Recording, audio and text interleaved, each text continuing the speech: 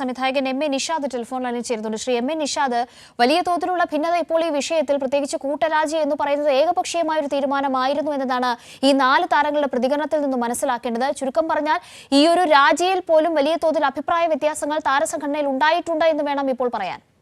അല്ല, ഭൂരിപക്ഷം അഭിപ്രായമായിരിക്കുമല്ലോ എല്ലാ സംഘടനകളും എടുക്കുന്നത്. സ്വാഭാവികമായിട്ടും ഭൂരിപക്ഷത്തിനൊരു അംഗീകാരം, ഒരു അഭിപ്രായം വരുമ്പോഴത്തേക്ക് ആ അഭിപ്രായം അനുസരിച്ച് അവർ ഉചിതമായ ഒരു തീരുമാനമെടുത്തു. അത് സംഘടനയുടെ ആഭ്യന്തര കാര്യമാണ്. അത്തരം ആഭ്യന്തര കാര്യങ്ങളിലൊക്കെ പുറത്തു നിന്ന് പറയുന്നവർക്ക് എത്രമാത്രം ഇടപെടാൻ പറ്റുമെന്ന് എനിക്കറിയില്ല. എങ്കിലും ഇത്രയും ഒരു അവസ്ഥ വന്നപ്പോൾ അമ്മ എടുത്തൊരു നല്ല തീരുമാനമായിട്ടാണ് ഞാൻ ഇതിനെ കാണുന്നത്.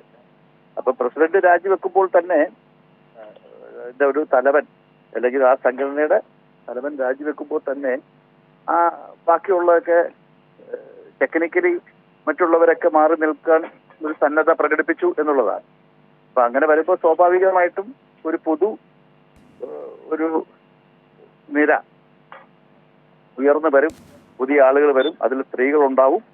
ആ ലെവലിലേക്കൊക്കെ കാര്യങ്ങൾ പോകുന്നത് ശ്ലാഘനീയമല്ലേ?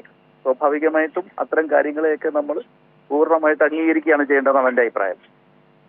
ശ്രീ നിഷാദ്, ഇപ്പോൾ ആ ഒരു അഭിപ്രായത്തെ പൂർണ്ണമായി മാനിച്ചുകൊണ്ട്, പക്ഷേ ഈ നിലയ്ക്ക് ഒരു ഭിന്നസ്വരം ഇപ്പോൾ പുറത്തു വന്നിരിക്കുന്നതിൽ 2 പ്രധാനപ്പെട്ട വനിതാ താരങ്ങൾ കൂടി ഉണ്ട്. 4 പേരും യുവതാരങ്ങളാണ് ഇപ്പോൾ ഇങ്ങനെ ഒരു അഭിപ്രായം പ്രകടിപ്പിച്ചിരിക്കുന്നത് എന്നതാണ്. അത്തരത്തിലൊരു പ്രതികരണത്തിലേക്ക് അവർ കടന്നിരിക്കുന്നു എന്നുള്ളത് ഈ ഒരു ഘട്ടത്തിൽ എടുത്തു കാണേണ്ട വസ്തുതയല്ലേ? അല്ല, നോക്ക്, ഒരു ജനാധിപത്യ സംവിധാനത്തിൽ എതിർക്കാനും അനുകൂലിക്കാനുമുള്ള സ്വാതന്ത്ര്യമുണ്ടല്ലോ, അല്ലേ? ഇപ്പൊ സ്വാഭാവികമായിട്ടും എതിർപ്പുകളും ഉണ്ടാകാം, ഇല്ലെന്ന് പറയുന്നത്. അതിന്റെ അകത്ത് നടന്ന സംഭവങ്ങൾ ഡീറ്റെയിൽ ആയിട്ട് നമുക്ക് 2 കൂട്ടർക്കും അറിയത്തില്ലെങ്കിൽ കൂടിയും അത്തരം എതിർപ്പുകൾ വേണമല്ലോ. ഒരു ജനാധിപത്യ രീതി എന്ന് പറഞ്ഞാൽ അങ്ങനെ ആയിരിക്കണമല്ലോ, എതിർക്കണമല്ലോ.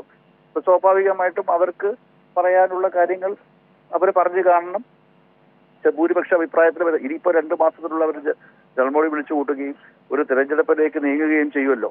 അപ്പൊ സ്വാഭാവികമായിട്ടും നമ്മൾ ഈ 500 അംഗങ്ങളുള്ള ഒരു സംഘടനയിൽ ആര് അവരെ നയിക്കണമെന്ന് തീരുമാനിക്കുന്ന അംഗങ്ങളല്ലേ, നമ്മളല്ലല്ലോ, നമ്മളാരും അല്ലല്ലോ. സ്വാഭാവികമായിട്ടും ഇനിയും അവസരമുണ്ട്, സ്പേസ് ഉണ്ട്. ഈ പറയുന്ന ആളുകൾക്ക് മത്സരിച്ച് വിജയിക്കുകയും ചെയ്യാമല്ലോ. അപ്പം ഭൂരിപക്ഷ അഭിപ്രായം അല്ലെങ്കിൽ ഭൂരിപക്ഷത്തിന്റെ തീരുമാനമായിരിക്കുമല്ലോ എവിടെയും നടപ്പിലാക്കുക. ജനാധിപത്യ സംവിധിയിൽ അങ്ങനെയല്ലേ? അപ്പം ഈ ഒരു കാര്യത്തിൽ ഒട്ടും ബയാസില്ലാതെ വളരെ ഇതായിട്ട് പറയുകയാണെങ്കിൽ അവരെടുത്തൊരു തീരുമാനത്തെ നമ്മൾ അംഗീകരിക്കുക എന്നുള്ളതല്ലാതെ മറ്റൊരു കാര്യമുണ്ടെന്ന് എനിക്ക് തോന്നുന്നില്ല. ശരി, നന്ദി. സംവിധായകൻ എം.എ. നിഷാദാണ് ഇപ്പോൾ പ്രതികരിച്ചത്.